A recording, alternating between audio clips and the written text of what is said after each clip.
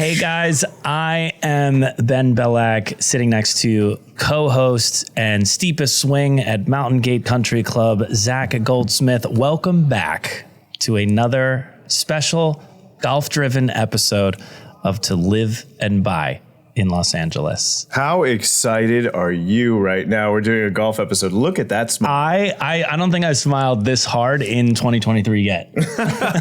Okay, I can see why. I'm golfing at Mountain Gate early Friday morning, early California morning. What time? So it's cold. Super early. 8:30, 8:45. I knew it. No, it wasn't the 7 o'clock hour. So I'm golfing with three buddies, Daniel Farag, Phil Damacourt, one of my closest friends and one of the great literary agents of all time. And there's a guy on the sheet I've never met named Sam, right? So I'm like, all right, it's one of their buddies. I didn't even ask. Daniel said it's one of my buddies. So I'm like, okay, we'll go come hang with your boy Sam. So I get there late. Nothing for the peanut gallery. I get there a few minutes late. Shocker. And they've all teed off except for Sam. And I'm coming over the hill, so I can't really see. I see a swing go back, and I see this boom ball just driven so far down the middle of the fairway. High, Baby long, draw. It's done. leaking left. I was like, this dude Sam is going to be super cool, and just bombed it. And I get over the corner and I see a finish of a swing by a 6-foot bombshell. And I'm like, what the fuck is going on? I'm like, what happened to Sam? She's like, hi, nice to meet you. I'm like, Sam Stockton, everyone. Hello. That's amazing. And then, What can I say? I mean, Sam's my nickname. is that your nickname? It is. What's your real first name? Samantha. Come on. Come on, dude. I thought it was going to be Harriet. You know, I thought it was like, oh, they call me Sam. It was a close second, but. Well, I think we're both really excited to have you on the show because, We have a drug addiction to golf. yeah, and Sam is one of the greatest golfers I've ever played with, hands down. She's the like best. the purest swing. I'm not going to say you outdrive me. My shoulder was hurting. I played with you many times, and I've had different injuries.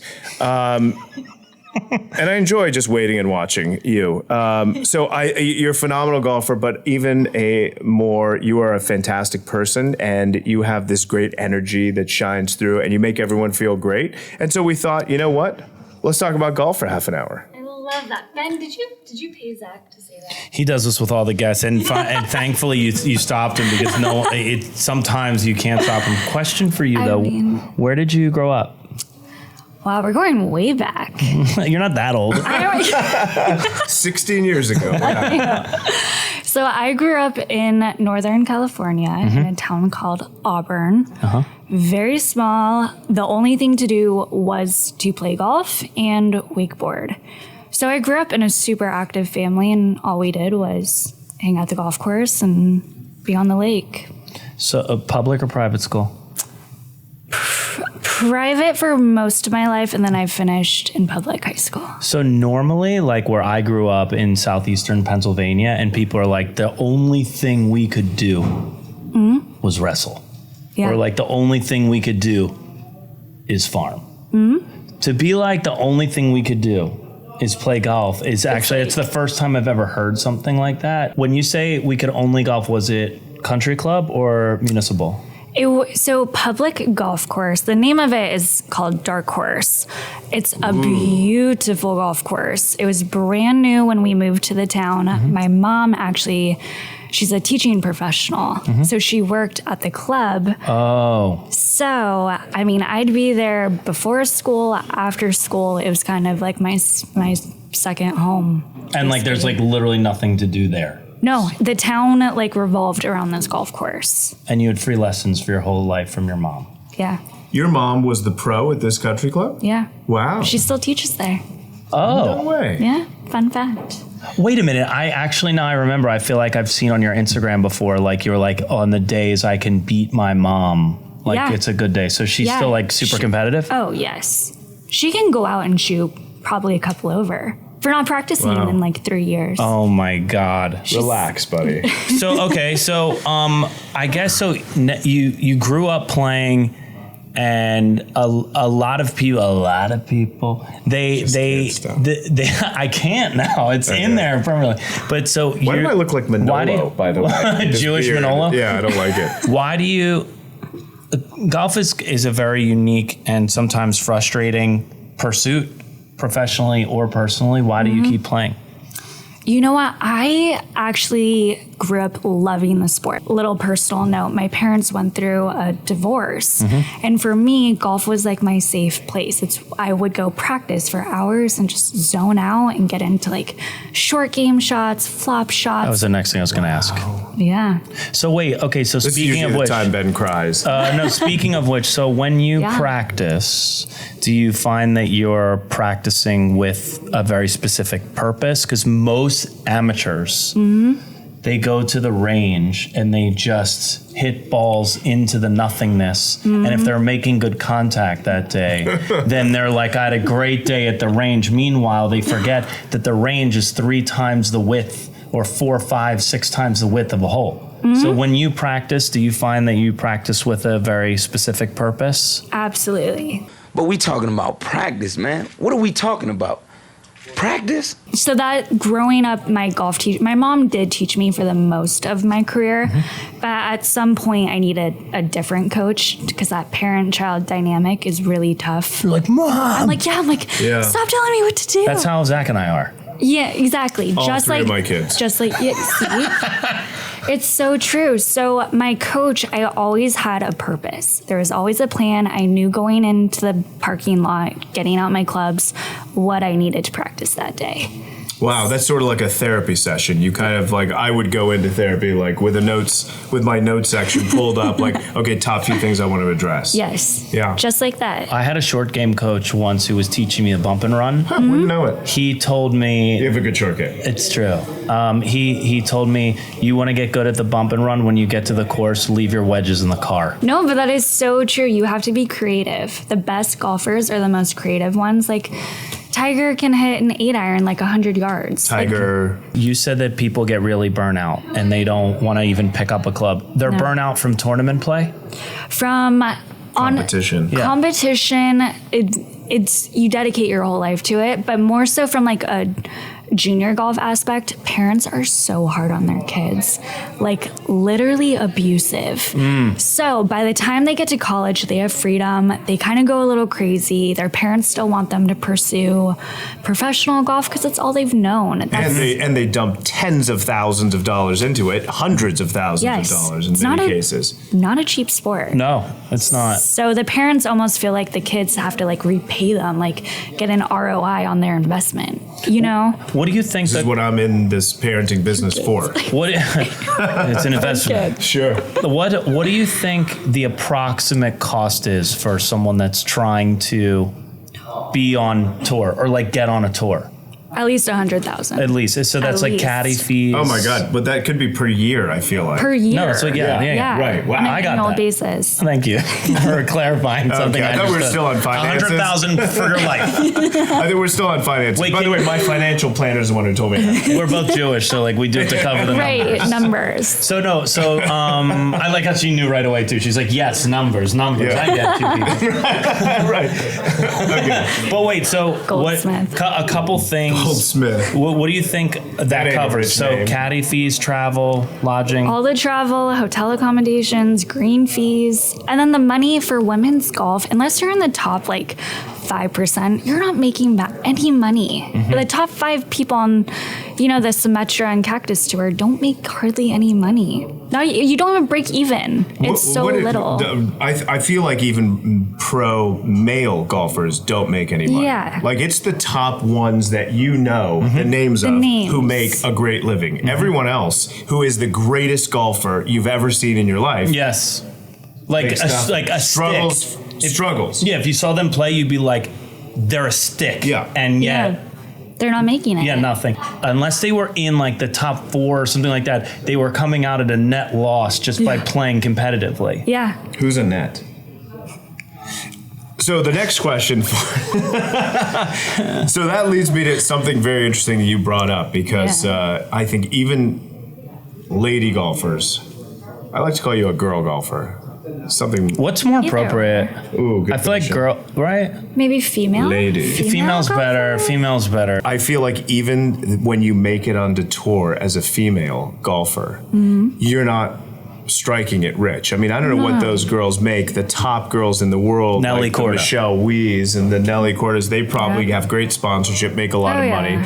But when you're on even, what's the female equivalent of the Corn Ferry Tour? And Symetra, Cactus Tour. those are the ones one you were of saying, those. right? So what if you're a great player on those tours? Yeah. You're still struggling and coming out of pocket 100,000. So would you have sponsors along the way? Because I want to get to your journey on how you have gotten to this point and the constant battle that you face. You do. So in you the climb. You go out and get sponsors. Some are corporate, some are personal through friends and family.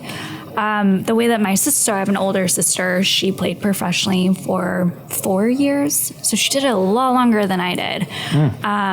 But yeah, you go and you fundraise for yourself and you say, hey, I'm trying to play in X amount of tournaments. It's going to cost this amount of money. You send them your business proposal essentially. And if they want to give money, great. Some expect money back. Some just say, if you don't make any earnings, that's fine. This is a gift to you. But most of the time they want their money back. Sure. So you're an investment. So you're putting a business plan together basically based on you and your career. And you're like, here is what's possible. Here's what I'm striving for. And I will give you X amount back on your money for the first 3 years or something. Sorry, I just was thinking of the demo reel we're gonna make of you trying to get investors to sponsor you. All right, listen. It's gonna start. I'm not that good, It's gonna. but I got passion. Do you believe in passion? So you need someone to block the ball into the woods every shot. I'm your man. So give us your journey and your path to get where you are now and where you want to go. Okay, so I did the normal track growing up. I did junior golf, played in AJGA tournaments. I played college golf at the D1 level. And then I decided to pursue professional golf for a year after. I went in and out around San Diego fundraising. I got a decent amount of sponsors. So I was super excited. And then between the funding going out, it was towards the tail end of, I guess, essentially my rookie year. I had some crazy health conditions, you guys. Get ready for this. Have you ever heard of sporadic pneumothorax condition? It sounds like a Dr. Seuss character. So that's what I thought too. Combined. That's so sporadic pneumothorax. We're like laughing at your illness. No, That sounds hilarious. Tell us what happened. You're about to feel really bad because your lung just randomly collapses on you. Oh my God, I apologize. There you go. I hope you feel horrible. Okay. No, it's okay. But so that happened to me. And then I had another condition called endometriosis. And that's when a tissue in your abdomen basically grows and tries to shut down your organs. So between all of that, I just felt like the universe was saying, golf is not your path. I was heartbroken. I gave it 110%. I decided, I was like, I'm not going to date anyone for this year. I'm going to dedicate my life to golf, which I loved it. I was having so much fun. I'm so competitive, but the universe just had different plans for me. Wow, that's wild. Most people go down with like a back injury or, leg thing, surgery. You just got taken out entirely almost from life. Completely. It's like, thank God you're alive. Honestly, yeah, it's actually a pretty, you could die from your lung collapsing on that side. Well, you Crazy. haven't, thank God. And you're better now. I'm still here. I am better now. I had surgery. on this, you had surgery, Yes. corrective surgery. Yes. So on this path up, it's derailed you and now your life has taken a different direction. You are no Yes. longer striving for the pro tour like you once were and had high hopes for. I have, yes. You got a lot of investors knocking on your door. Huh? Where's my frickin' money? Luckily, they've become my good friends, so we're good on that. But yeah, I mean, for now, I play a lot of business golf, and I do want to stay competitive. I have Is that a term? What is business golf? That's great. Business golf. Yeah, you do so much business. I on think the that's golf code course. for I'm out there. She's hustling old Jews. Is this, Oh my God! You guys want to play? is this how you hold it? Is this how you hold it? Yeah, Is this how you hold it? a little firmer. Good one. What are you talking about? Grips. I know. Yeah. It's a strong grip. No, but okay, what is business golf? You like a looser grip? Go ahead. Yes. So, basically, just for whatever company I've worked for in the past, I use the golf course as my office. And that's where I go to network and build relationships. And there's no better place to do it. You know what I find too, more than any other, hold that thought, the one thing that I really noticed is if you could be playing any game or any sport and let's say you play a pickup basketball game and you knock down a few J's. A lot of J's. A lot of Tonight J's. I'm gonna do that. People are like, whatever. But if you play a round of golf in a foursome and you play well, there is a level of respect. Oh, yes. Because people look at you and they go, this game has given me so much frustration and it's taken so much time, and I'm watching you with great ease. Yeah. You have decoded this game. You have Da Vinci coded the toughest game there is. And I think people have that golf, they have this visceral response where they're just, They look at you differently. they totally do. Yeah. They totally do. You're like a superstar. Right, so that Exact- must raise your level of business because of the way you play. Well, for you too, right? I mean, you're a He sucks. scratch None of them. golfer. Wow. It's Yeah. like when you cast the club, It's like, why don't I do much business on the golf course? Because you're no good. when you cast the club into an early extension, You with the notes, honestly. I love it. There's no chance I'm taking okay. any So more notes here. speaking of which, But you now have monetarily, I would- Yeah. Okay. That's what I. Go ahead. It's Go for it. interesting. You were going to the same place. Well, so the next move now in your life, business golf. What is this turning into? I mean, it's been fun because social media the past 5 years has just blown up. I mean, I never intended to have a social media platform, but people, I think they do appreciate that I have a good golf swing, and hopefully it helps someone out there who's new to the game if they watch my swing. But I have a pretty extensive background in business. I have my MBA. I've worked in business for the past 6 years. So that and golf in between my social media, I know there's something I want to do with it all, combine all those powers. I'm just trying to figure that out right now. I mean, Great. you have like around 100,000 followers right now. Am I getting the number right? I think last time Yeah. You're a little low. is it more than that? What is it? It's going to jump up to It's around there. 100,004 after our podcast, pal. So If Like my lucky. mom's now following you after this airs. I would be honored. You know what's great to hear that is because when I go to your Instagram and I see, and we've worked together on Instagram, like where I'll commentate live from some of these tournaments. Yeah. Honestly, the best. It is the funniest. It's a lot of fun. a lot of fun. And I see you.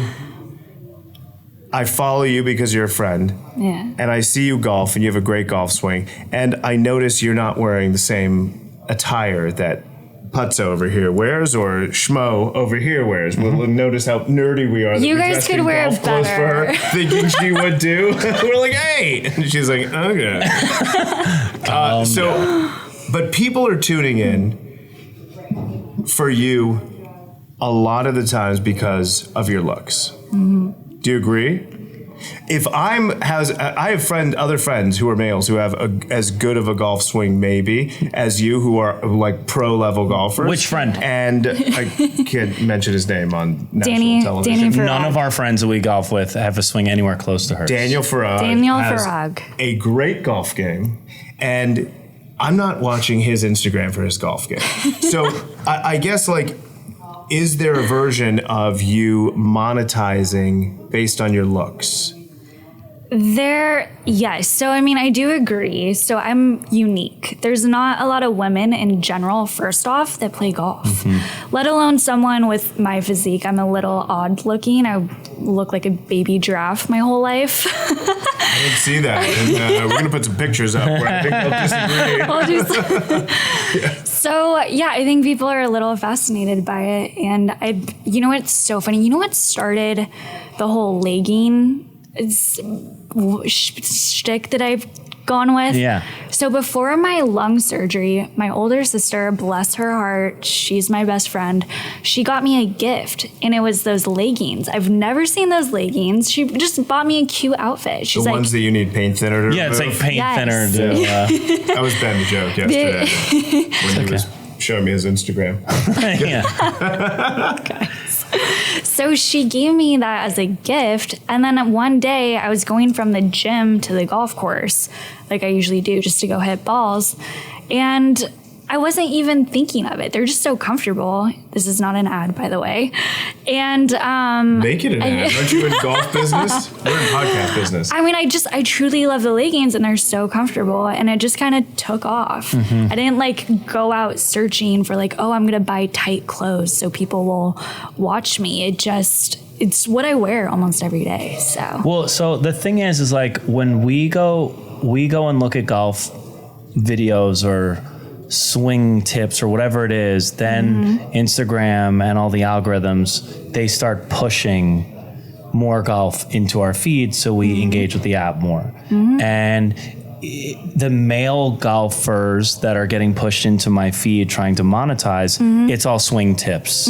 There's no women being pushed into my feed, except every once in a while there will be a sexualized female golfer. yeah. Paige Renee, Claire Hoagie. Dude, it's Sam not Stockton. Claire Hoagie. Isn't it? Hoagie is a sandwich. Hoagie. How do you say it? Say it like you're from Philly. Hoagie. Hoagie. I think it's Claire Hogel.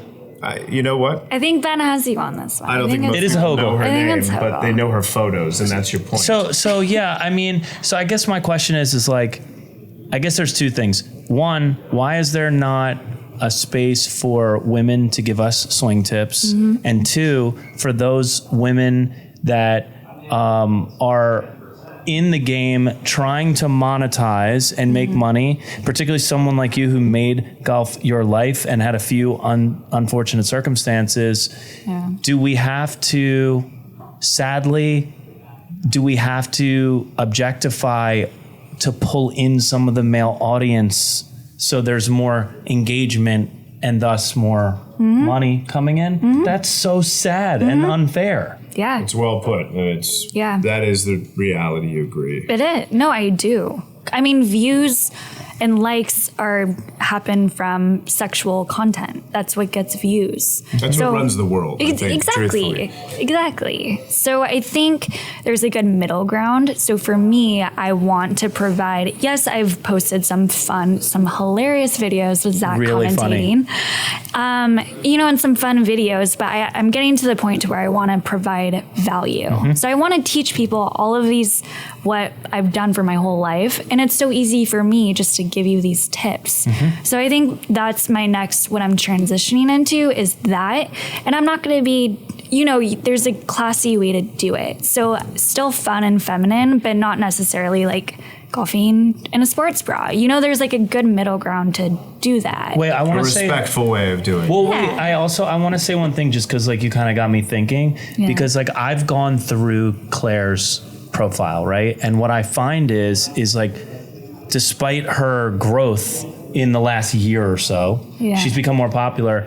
The only sponsorship that she really has is for this one company that does rangefinders and like a magnet that you put on your bag or the speaker that goes on. And I wonder if even if that may be a temporary solution, kind of the sexualizing of the golfer, does it have a limit as far as where the advertising can go? And what I mean by that specifically is, and you and I were talking about this, is how do you land a Nike or someone like that if it's just that one angle? And I think it's probably, right? You don't. Think? Yeah, you don't. That's the thing. That's why she's doing those and pays her something. Maybe she survives off it. I don't know what else she does. But getting a Nike, for instance, is like they want, obviously sex sells for them too, but talent in a way that is unmatched is kind of what they thrive for. They go for people who reach the pinnacle of what they do. And I think like if they support her, and she's a great golfer, but she's not at that level, then they are breaking away from the mold that has created them, and they won't do it. They're not going to objectify a woman like that. She has to have pure, unadulterated talent. Okay, fine. Let's take like a Nike-ish brand out of it, right? And just do something that's smaller. No, nothing athlete driven. Oh, okay. I think even still there's a limit. There is a limit because of the perception of this affiliation. So well, it would either be clothing or sports drinks or food or something. Like for you, it's locks. Yeah, that's what they pay me for. They don't pay me for these tight pants. They pay me to show off my bagels and cream cheese. So Sam, we have a couple of lightning round questions for you as we start to wrap here. You don't know what to expect. Okay. On this one, you're 148 yards out to tucked back left pin. Little wind in your face. 148 yards out. You do it. Tucked back left pin, wind in her face. But it's 50 degrees out, or a little chilly. colder. Like morning? Yeah. 7:30 a.m. What is the shot and what is the club? The shot, so it's a little crispy out. The grass is wet. I'm going to club up one. Not going to be short. There's a bunker in front. I'm definitely not going to be short. She's like to a sand wedge. That's now let's see My the lob shot. wedge. 148 yards. What is it? Sam Stockton. What is It it? make you feel really bad. So normally I would take a 7, but I would club up to a 6. And I wouldn't be a hero. Like I'm not going to be a hero at 7:30 a.m. I'm going to probably go for the middle of the green and just play it safe. And that's so funny that you say be a hero, because we all feel that way, but who are we being heroes to? It's ourselves. Like no one else knows what we're hitting. It's unless someone's commentating and saying like she's pulled a 7 out of a bag for this. It's like, I know I'm the only one. Why do we have to play hero to ourselves instead of just hitting a good golf shot? You do it all the time, by the way. I play ego-free golf. But let me tell you, when I first started with these guys who've been playing forever, I would be like, what club are you using? What club are you using? And they would all say, like, I'm using an 8. And I would say I was using a 6. And I was always embarrassed. But then once my cap started coming down a little bit, I was like, wait a minute. All I care about is hitting the green. I don't care about impressing these guys that are short. Anyway. totally. So, you don't care that we're laughing at you still? A little inside. So, wait, Sam, so if you had to give one tip, just overall tip to the amateur golfers out there, what do you think it would be? Don't sell the don't Can sell. you But let don't her buy them on answer? this. You do it and make money. Let Don't her tell answer. him. My one tip for the amateur golfer, I would say, like for someone brand new to the golf game, don't start at the driving range. Please, whatever you do, start at the putting green and work your way up. Because if you can't master the putting, there's no way you're going to master the full golf swing where there's a bajillion moving pieces. So unless you have those fundamentals, please don't go to the driving range. And then, so what? So you have a driver and a 3-wood in your bag? I do. What's the next fairway wood, if at all? I go driver, 3-wood, 5-wood. I have a 4-iron and a 4 hybrid. Okay. Just depending if I want a higher shot or if I want a knockdown 4-iron. Okay, and then it's 5-iron through pitching wedge. Yeah. And now that you have a 4 hybrid in the bag and the 4-iron, that means we're running out of space for wedges. Well, I'll check the weather depending. If it's a windy day, okay. I'll kick out the hybrid. That's I'm pro level. so aroused. You have to. You have to. I do that. Do you know You how never much get I want to excited. do this with someone? Okay, so checking the weather, how does that change? So if it's a windy day, I'm definitely putting the 4-iron in the bag. Okay. I'm kicking out the hybrid. Because you don't want to. You don't want to be too high. No. Okay, and then but what are the wedges remaining then? Is it a 56 and a 60? Yeah. So my setup is I actually go 48 degree, 54, and then a 60. By the way, I do the same. I haven't gone from 50 to 48 yet, which I probably will, but I did go from 56 to 54 because I was like, I don't want to be reaching. Yeah. I want, just give me the distance. The club's going to spin. Yeah. So on a super windy day, you will not put the 60 in the bag. 60 is still sticking. 60 stays. Yes. yeah, me too. Strong. If you have, can you? Sorry, it's a lightning round. Yeah, no. But I have a quick lightning question because I want to know if you get to the range and you don't have a lot of time, are you just pulling out wedges? Is that the most important part of warming up for you? Great question. It is, because if I'm not hitting those wedges crispy, my contact with everything else is going to be messed up. So is that where you start when you get to the range? You Always. start low and work Always. your way up. Always. Yes. So I'll bring a wedge, usually like a 7-iron, and then my driver. Oh wait, so you don't even bring the full bag up? Oh no! Oh my god! I want to be that person. He I'm like, brings I his need push cart. I'm like, I need the entire bag with me. Iron covers. How about this? Strong or weak grip? Strong. Strong grip. Me too. What makes for an attractive man on the golf course? I'm going to elaborate. Like, does a guy have to have like a certain cap to date you? Like, are you like, I'm not dating an 18 cap? Like, it's not for me. You know what? I've actually never dated a golfer. I've always tried not to date a golfer, but now I'm like, wait a second. You're fine then. But I'm like, wait a second. Why would I not want to date a golfer? Like traveling and playing golf when you're like older, that's the best thing. I like this for us. I mean, for you. Wait, Sam, what about, I'm like so thrown off. I'll take over Zach. from here. I'm like, I had to reboot. Oh God, I can't remember now. I'm actually so thrown off. I think we need to golf together and you'll see what a real golfer plays like. Wait. How about this? What are your thoughts on like all the new brands that we're seeing out there? Like, are you into Malbin and Bogey Boys, or are you like, I like the establishment? No, I love it. I welcome it. I think it's fun. It's been pretty dorky for a long time, It and like, has. and Spieth, for example, he's like the worst dressed golfer I've ever seen. Dude, he's definitely watching this. Are you kidding? How about this? Sorry, If there was one golfer on the PGA Tour, Yeah. who does it for you? Who would Brooks it be? Koepka. Who does it for you?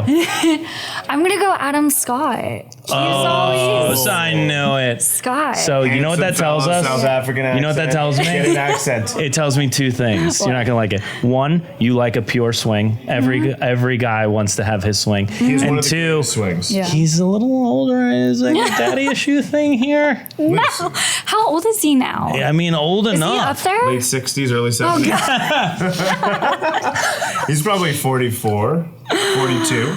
Yeah, I mean, yeah. He's 44? If I went from like a young age, he was always 45? like my crush. 46? Oh, Google that. Yeah, good. That's all I have for the We lightning need it. round That today. was Kirk Cameron, so... Aw. Charles Barkley. So is a goal now, I think, more content and Yes. maybe sponsor driven? I want more Zach Goldsmith content. I want a collab. Who doesn't? Well, we did need a- last talk about setting up a series of how-tos. And I think there's a did. lot of really cool short-form content that we could sell together and get an investor behind us. I'm rich. I think you monetize where you can in a respectful way, because I think men's sports will always dominate women's sports in the financial category. I think like we were talking about this yesterday, like the men's soccer world tour generates like $6 billion a year.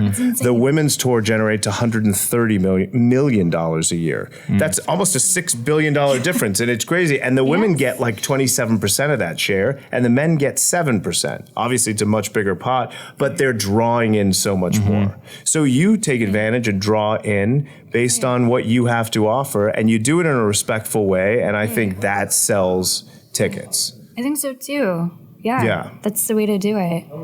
Well, we're going to do more together, all three of us. I can't wait.